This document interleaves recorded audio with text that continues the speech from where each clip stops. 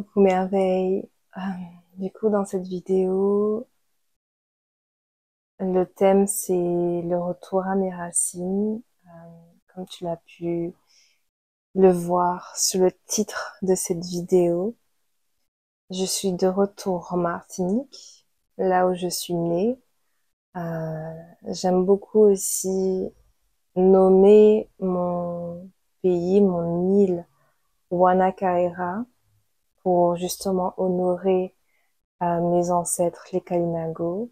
Et tu verras quand tu viendras ici, on est de plus en plus aussi à la nommer ainsi pour se réapproprier notre histoire, mais aussi se réapproprier nos ancêtres, notre histoire, nos origines, nos traditions, et encore une fois, honorer et respecter nos ancêtres. Et les Kalinago, ce sont les premières euh, populations qui ont habité la Martinique. Petite parenthèse, bon, je ferme du coup parce qu'il pleut beaucoup en ce moment.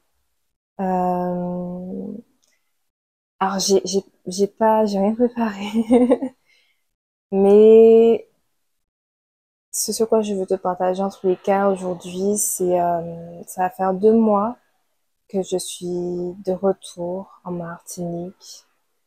Et si je prends du recul sur les 2 mois qui sont passés, ça a été comme une période où je me suis autorisée beaucoup à lâcher prise. Du coup, là, je suis de retour chez mes parents et j'ai pu me créer du coup un espace là où je suis en ce moment, dans ma chambre, prendre le temps de m'ancrer, de créer une atmosphère, une décoration qui me plaît, où je me sens en sécurité, prendre le temps aussi de réaménager l'espace, de redécorer l'espace. Et la partie la plus intégrante de cette période, ça a été beaucoup de repos. Je me suis autorisée vraiment à refléter sur les moments intenses que j'ai eus, surtout depuis novembre. Et je me suis laissée être en fait, c'est-à-dire que vraiment décembre, janvier, ça a été une période assez sombre pour moi.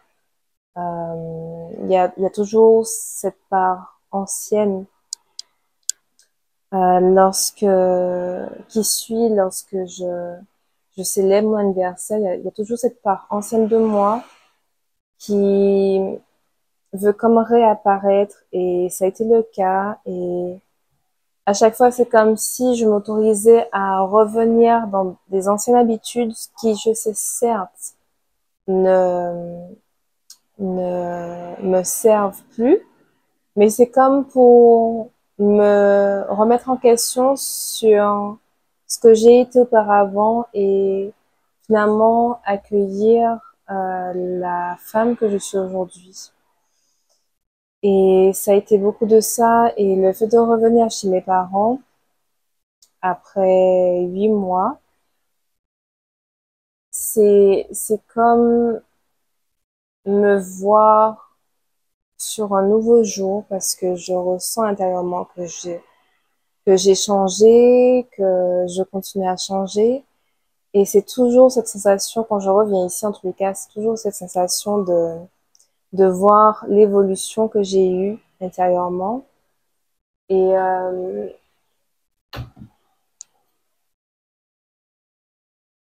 les gouttes sont en train de rentrer malgré tout. Mais c'est bon, ça ne mouille pas l'objectif. Et ça a été beaucoup de ça ces 2 derniers mois. Il y a,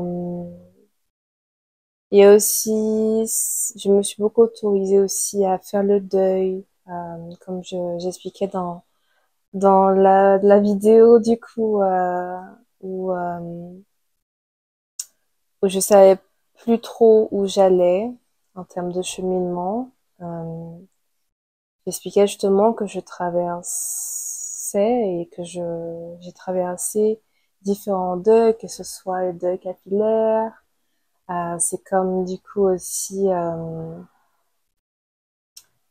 embrasser une nouvelle identité en termes d'image corporelle que j'ai de moi. Et finalement, ça prend du temps de se voir sur un nouveau visage, avec nouvelles coiffures. Ça faisait longtemps que j'avais pas expérimenté ce genre d'expérience-là. Et puis aussi mes deux deuils amicaux aussi que j'ai eu à traverser, le deuil environnemental aussi, de laisser derrière moi un environnement définitivement, un espace où je vivais aussi définitivement. Et, euh, et quand je suis revenue ici, j'ai remis en question pas mal de choses dans tous les domaines de ma vie. Et encore aujourd'hui, j'ai l'impression que je suis toujours dans cette recherche de ce qui attise ma flamme intérieure de nouveau. J'ai pas encore de clarté là-dessus. C'est comme si j'avais une vision en ce qui concerne mes projets du cœur qui me tiennent, euh, où j'ai vraiment envie de le matérialiser cette année. Mais c'est vrai que j'ai pas encore trouvé de nouveau cette flamme intérieure qui m'anime chaque jour. Et je pense qu'il y a beaucoup de choses en fait que je vis en ce moment, surtout en termes financiers, qui fait que je priorise pour le moment de me concentrer sur le fait de retrouver justement un équilibre financier, de retrouver cette confiance en moi aussi.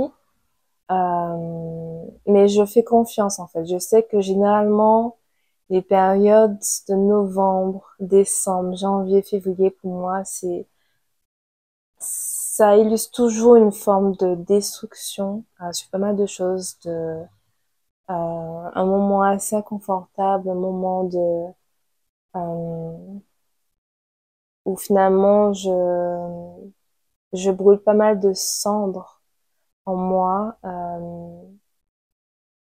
Et je sais qu'après mars, avril, mai, pour moi, c'est vraiment le renouveau. Donc c'est pour ça que je force rien.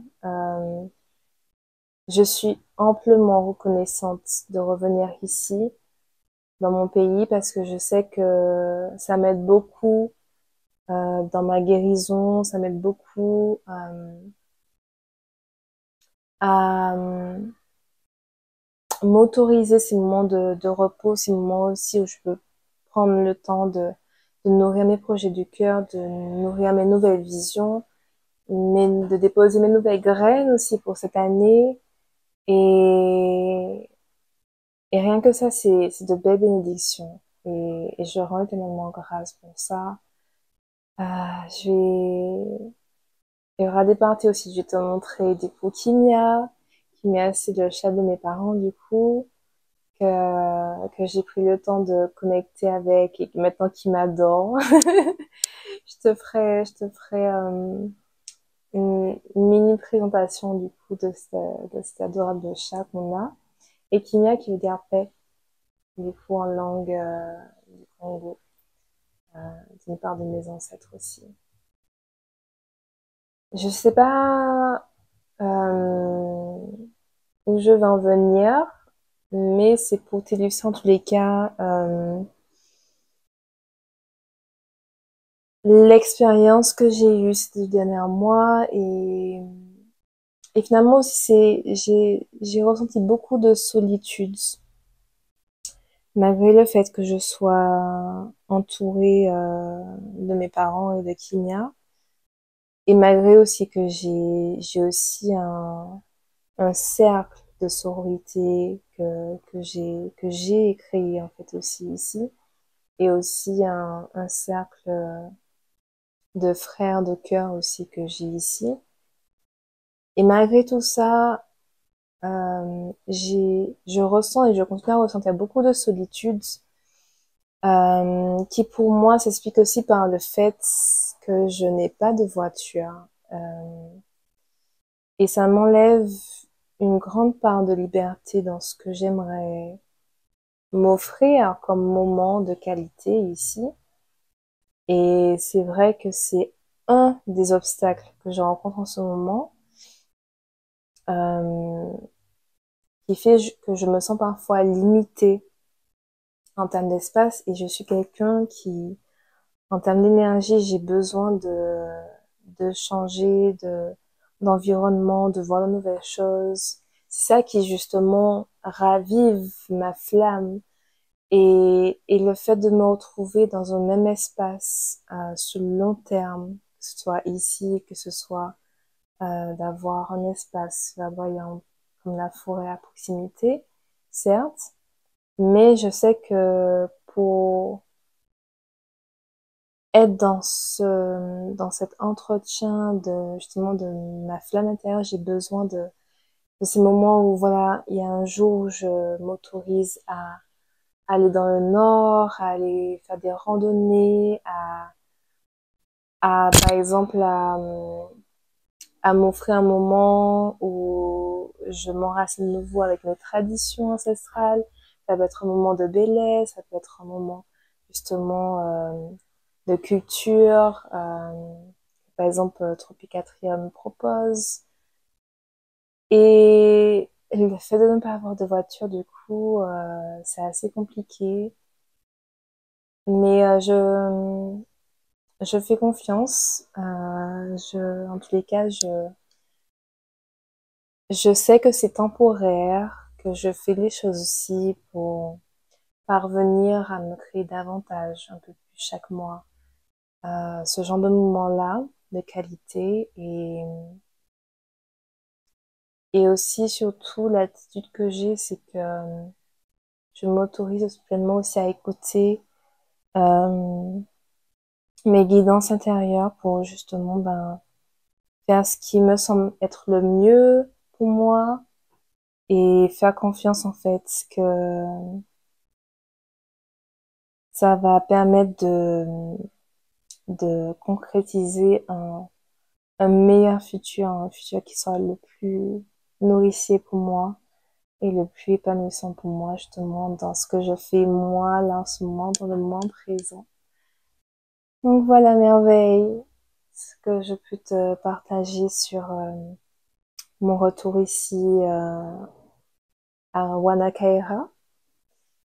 Et, et je te laisse du coup avec des images euh, les plus agréables que j'ai pu créer pour toi, pour te donner un aperçu de certains moments qui m'ont été agréables. Celui derrière moi.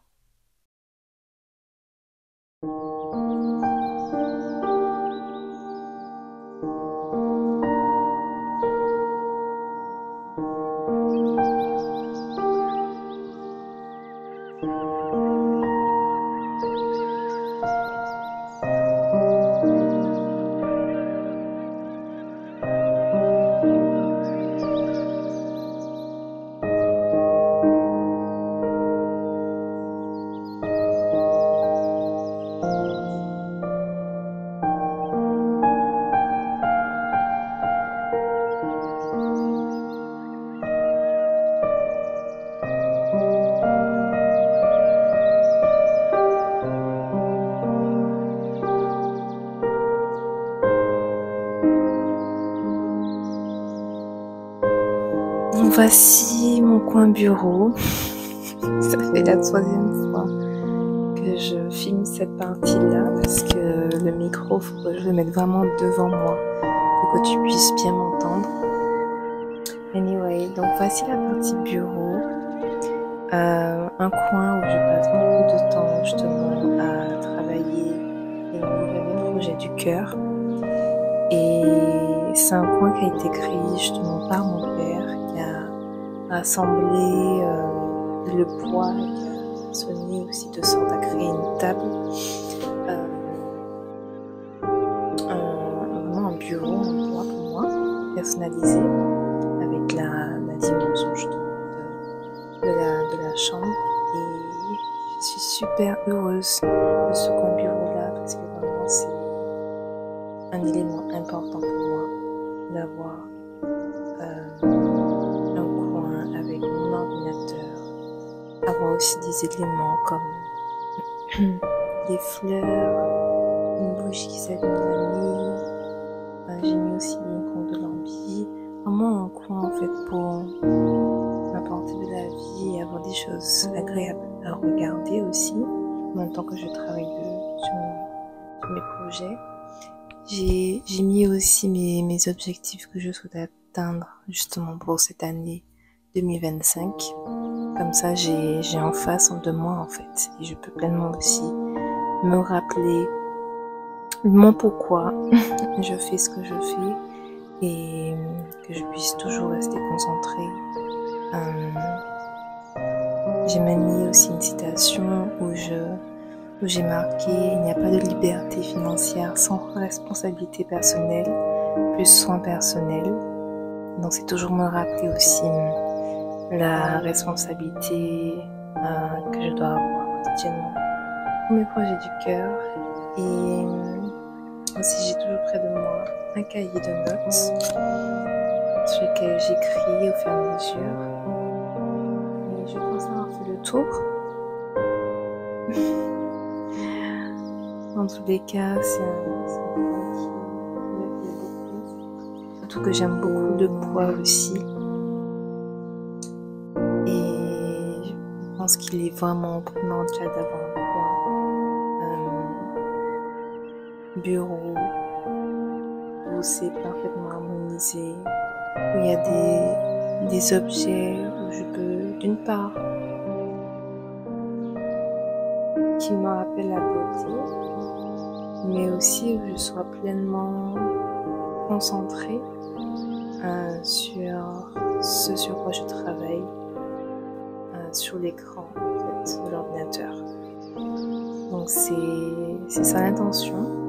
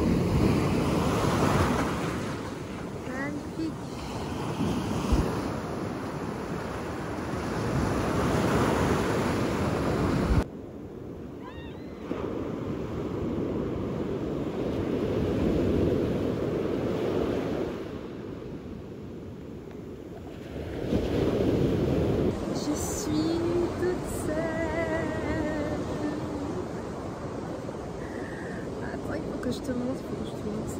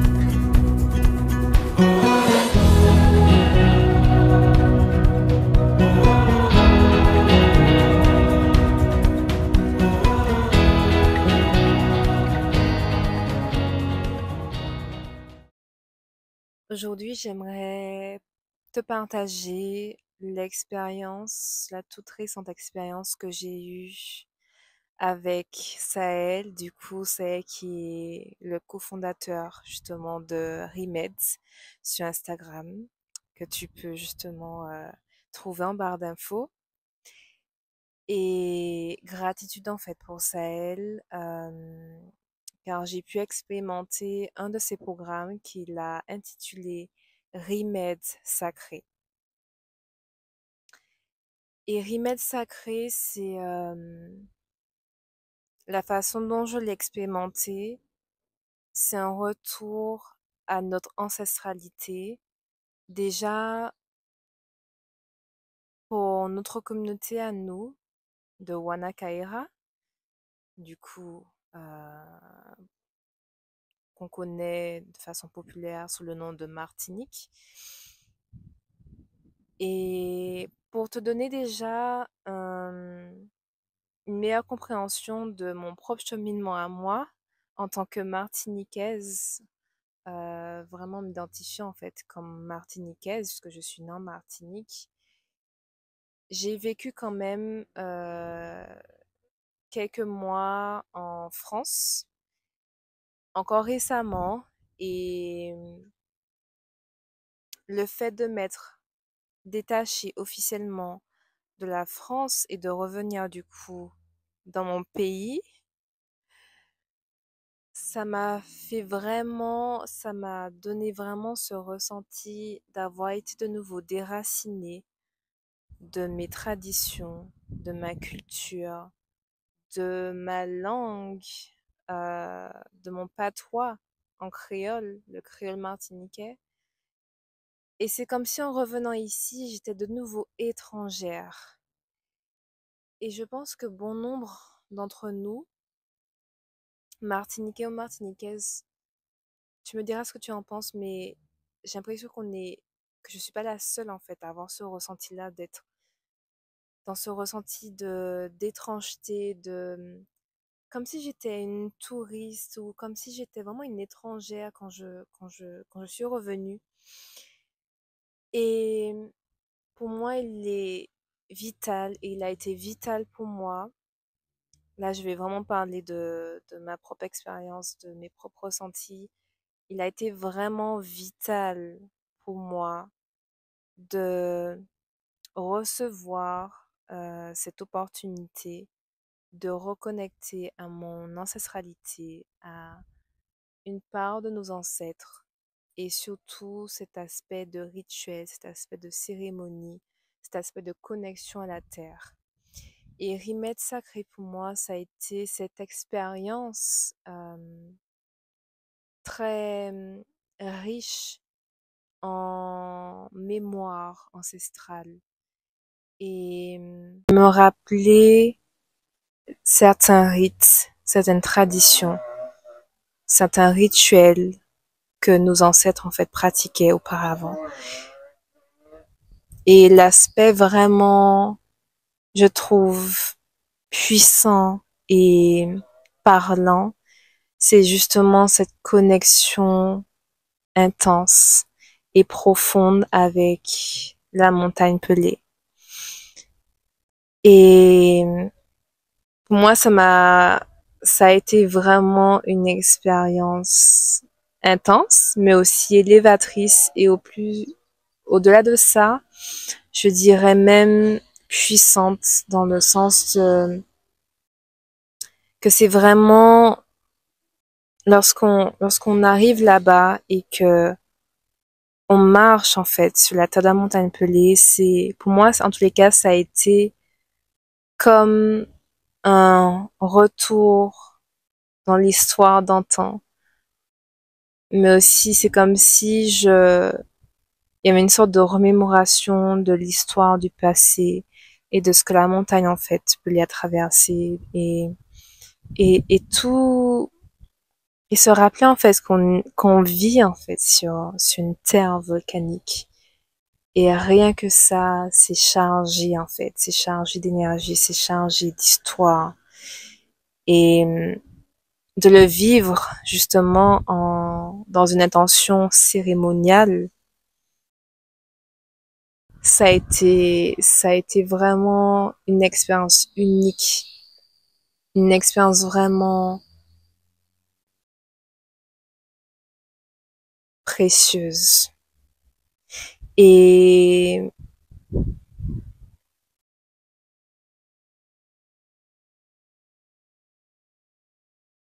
ce que je souhaite dans tous les cas partager aussi, c'est, en tout cas pour moi, il a été vraiment vital quand je suis revenue ici en Martinique, de me rappeler en fait, de me remémorer ma culture, mes traditions, ma langue, mon patois qui est le créole. Parce qu'encore une fois, le fait d'avoir vécu en France m'a donné vraiment ce ressenti d'avoir été déracinée. C'est-à-dire que c'est vraiment comme si on m'a enlevé mes racines identitaires de mes origines martiniquaises. Et que quand je suis revenue en fait dans mon propre pays, c'est comme si j'étais une touriste, c'est comme si j'étais une étrangère. Et ça, c'est un ressenti tellement inconfortable que pour moi, il était vital, il était indispensable de mettre ma priorité justement sur cet enracinement de nouveau. Et,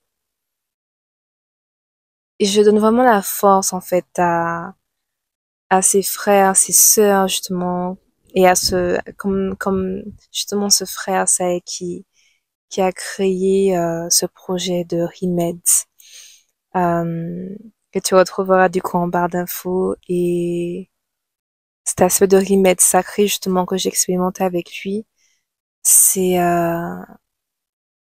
en fait c'est une vision que je souhaite voir davantage dans notre pays. Et c'est une vision que je souhaite en tous les cas que de plus en plus notre communauté puisse le vivre, parce que y mettre des mots parfois ça suffit pas, mais dans tous les cas, je vais te laisser aussi avec des images, des vidéos où tu auras justement un aperçu de ce que j'ai pu vivre de cette expérience de remède sacré, et finalement la morale que cela invoque, les mémoires ancestrales que cela euh, ravive, et finalement le message profond qu'il y a derrière, qui est l'aspect en fait pour moi c'est ça, c'est vraiment de s'enraciner de nouveau avec nos rituels, nos traditions, notre culture, et au-delà de ça, le nourrir quotidiennement, en faire cet état cérémonial de vie quotidienne. Et, et le plus important, et au-delà de ça, ce qui va au-delà de ça, c'est surtout la connexion avec ma manati, la connexion avec la terre. Parce que c'est là l'enracinement finalement. Elle part de là.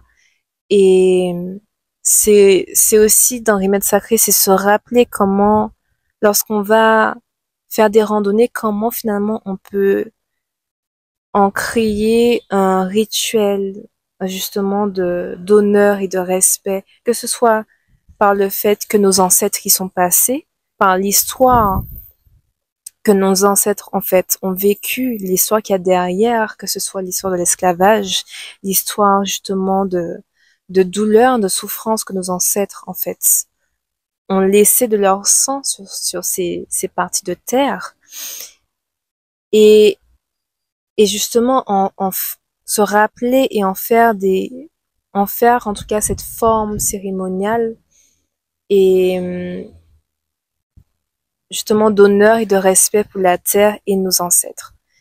Et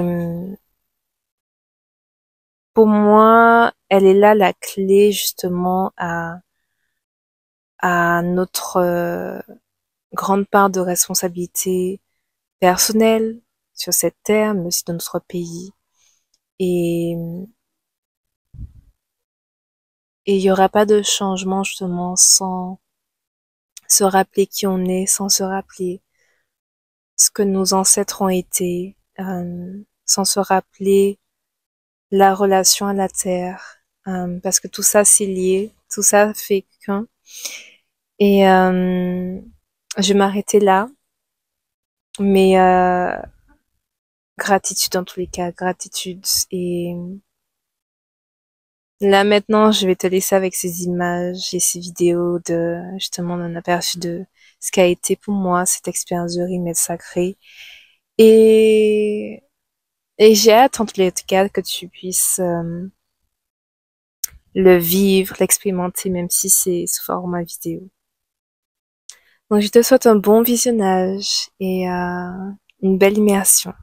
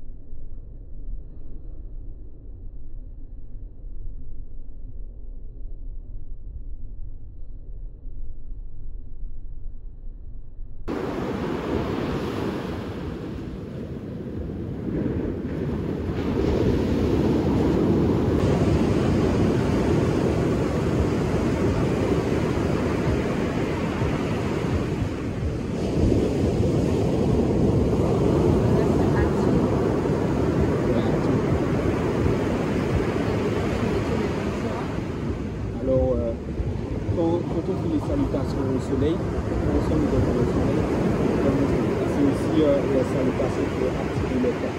Notre connexion avec le soleil.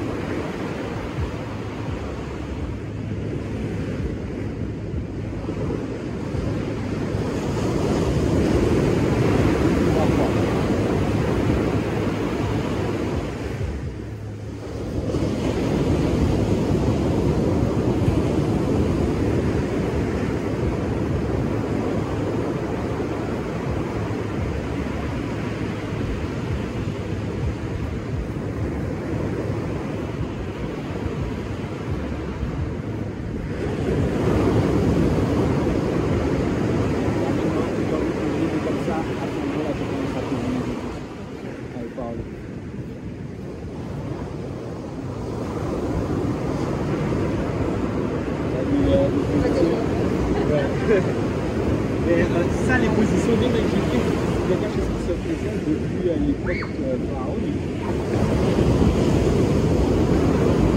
Ça, c'est pas vraiment des éléments